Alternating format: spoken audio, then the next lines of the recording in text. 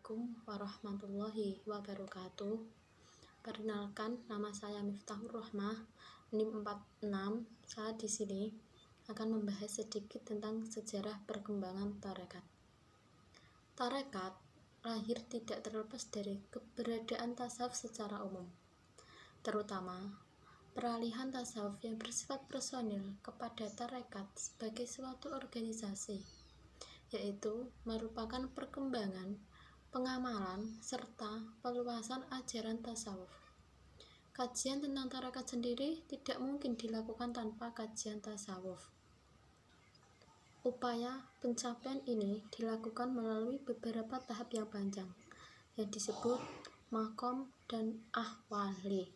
Pada tahapan selanjutnya, mengalami perkembangan makna yang semula diamalkan secara individu, seperti yang terjadi pada masa awal Islam hingga abad ke-5 atau 11. Namun, dengan bertambahnya jumlah pengikut tasawuf, maka secara perlahan terjadi transformasi tasawuf dari semata sebagai doktrin menjadi organisasi tarekat sepanjang abad ke-6 sampai 12 dan hingga saat ini.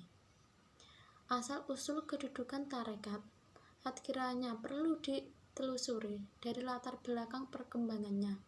Kehidupan kerohanian Islam tersebut secara kronologi serta keterkaitannya dengan konteks historis dan sosial kultural. Menurut bukunya Al-Madkhal ila At-Tasawuf, Al-Islam mengelompokkan sejarah tasawuf menjadi 4 periode. Periode pertama yang disebut dengan periode kelahiran dan kelompok zuhud, yang kedua pembentukan disiplin tasawuf, dan yang ketiga pelembagaan organisasi, yang keempat kemunduran tasawuf klasikal. Nah, dalam periode kelahiran kelompok zuhud ini, kehidupan spiritual Islam yang kemudian hari dikenal dengan istilah tasawuf sufisme cikal bakal oleh kehidupan zuhud, karena itu para pakar menganggap ulama zahid merupakan tokoh-tokoh sufi generasi pertama. Kehidupan zuhud tersebut mereka kembangkan sebagai ungkapan perlawanan diam-diam terhadap kehidupan hedonistik yang dijalankan para pemimpin dan pembesar pemerintahan. Dengan demikian, lahirlah zuhud-zuhud besar, mulanya di kota Kufah dan Basrah, kemudian menyebar di kota-kota lain seperti Khurasan, Madinah, dan Mesir. Di antara mereka adalah Sufyan Ats-Tsauri dan Abu Hasyim Al-Kufah, Hasan Al-Basri dan Rabi'ah Al-Adawiyah di Basrah, Ibrahim bin Adam dan Syakik Al-Baghi Al-Khurasan.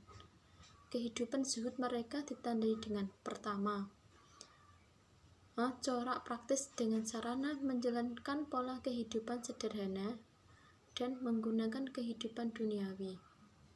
Yang kedua, meningkatkan ibadah baik kualitas maupun kuantitas demi mengharapkan kebahagiaan ukhrawi yang abadi.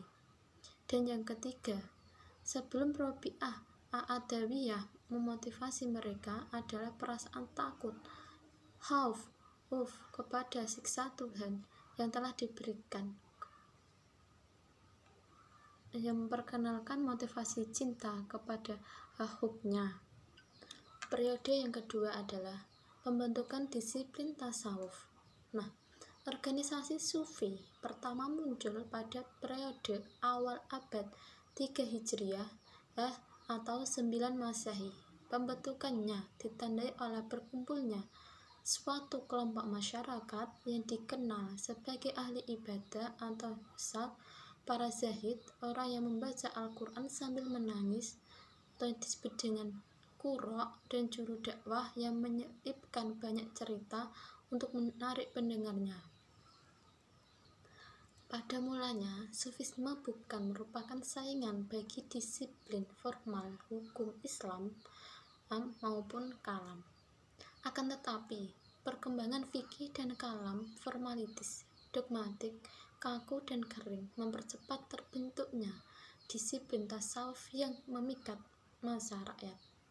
Ulama sufi mulai menyusun pengetahuan psikomoral keagamaan mereka, baik objek dan tujuan maupun terminologi dan metodologinya berbeda dari disiplin fikih atau kalam. Kesalahan asketik mereka kembangkan untuk mengimbangi formalisme fikih dan doktrin ma'rifat sebagai pengimbang pengetahuan rasional ilmu kalam atau teologi. Yang ketiga adalah pelembagaan organisasi. Secara relatif, tarakat merupakan tahap paling akhir dan perkembangan tasawuf. Perbedaan antara keduanya, tasawuf mengacu pada aspek intelektual dan esoterisme Islam, sedangkan tarekat lebih mengacu pada aspek praktis yang menistematiskan ajaran tersebut. Sufi adalah orang-orang suci wali Allah, baik mempunyai murid atau tidak. Tarekat dalam organisasi dari pengikut-pengikut sufi besar yang didirikan untuk melestarikan ajaran guru mereka. Para murid tarekat melakukan perkumpulan yang mulanya longgar atau terbuka, kemudian lama-kelamaan berkembang yang membentuk persaudaraan yang terorganisir, kediaman dan guru atau syekh. Ketika kediaman guru tidak lagi memadai untuk menampung kegiatan dan murid yang terus meningkat, didirikan pusat-pusat baru yang disebut ribat atau khonakoh. Untuk menyambut anggota baru dilakukan pentabisan atau baiat liniisasi yang membawanya secara resmi ke dalam eratnya persaudaraan yang tunggal. Yang keempat adalah periode kemunduran tasawuf. Klasik ini dibagi menjadi dua, secara internal dan secara eksternal. Nah, yang secara internal antara lain itu karena para sufi hanya mempunyai karya-karya berbentuk ikhtisar, mukhtasar, atau komentar hasyah atas karya-karya pendahulu mereka. Sementara para pengikutnya berangsur-angsur mengalami proses formalisasi berlebih-lebihan, ekstremisasi, dan kejudahan. Mereka lebih mementingkan penghormatan terhadap guru ketimbang menekuni substansi ajaran syariah, sehingga timbul gerakan pengkultusan dan pengkramatan makam-makam. Nah, kalau ini terjadi, akan terjadi kecelakaan sejarah manakala para syekh tersebut mendiamkan saja perilaku murid-muridnya, mengkultuskan dirinya dengan alasan seorang murid dapat memperoleh ilmu dan barokah sepadan tingkat kepercayaan mereka terhadap guru. Padahal yang demikian itu membahayakan masyarakat, sebab para murid itu tak tahu persis siapa di antara syekh-syekh yang benar maupun yang menjalankan kepimpinan umat itu dengan cara yang kurang benar. Nah, yang kedua adalah faktor eksternal. Munculnya serangan dari gerakan reformasi yang puritanistik dan secara bergelombang menghimpun kelompok ortodoks untuk mengislamkan kembali pengikut-pengikut baru Islam yang dihasilkan oleh tasawuf atau tarekat.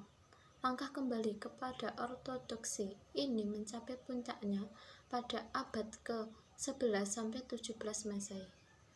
Kemunduran tasawuf juga berkaitan dengan kemunduran dunia Islam secara keseluruhan.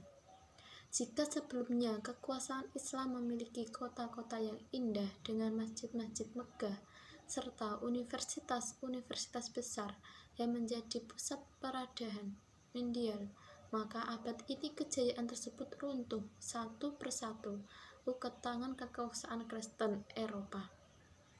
Gerakan reformasi yang dipimpin oleh Ibnu Taimiyah sesungguhnya dilancarkan dalam rangka mempertahankan kepentingan agama dari serangan kerajaan-kerajaan Kristen.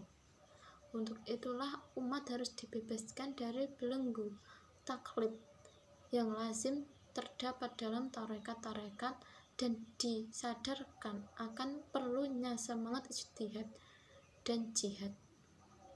Nah, Itu sekiranya pembahasan tentang perkembangan sejarah tarekat. Semoga bermanfaat. Assalamualaikum warahmatullahi wabarakatuh.